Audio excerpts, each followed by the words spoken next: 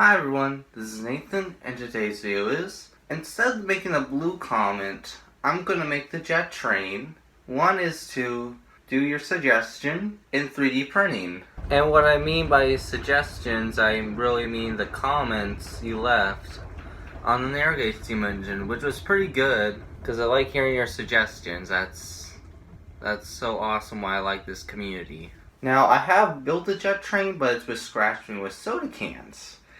And my plan was to do the blue comet and then the jet train. And I'm deciding to swap them two for the jet train to do first and then the blue comet. I think it is time to build a 3D printed train. And I like to share my ideas with you guys for my YouTube channel, and I think it's a good idea that you suggested it to me.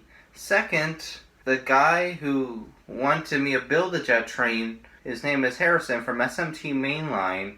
He wanted me to build the first jet train, which I did. He's a very awesome, nice guy. And second, when I built the Terminator train, he commented that he wanted me to do the jet train again, but in 3D printing, which is awesome. But I'm going to do some upgrades, not to the first jet train, but to the 3D printed jet train, so I can make a spinning blade. And I think it'll be a very cool project.